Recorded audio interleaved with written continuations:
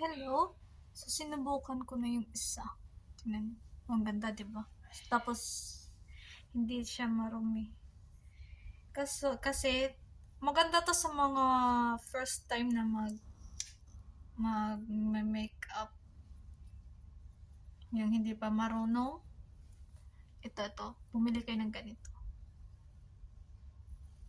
Kasi, maganda to sa mga baguhan pa kagaya ko. Hindi marunong. So, malaking tulong to. So,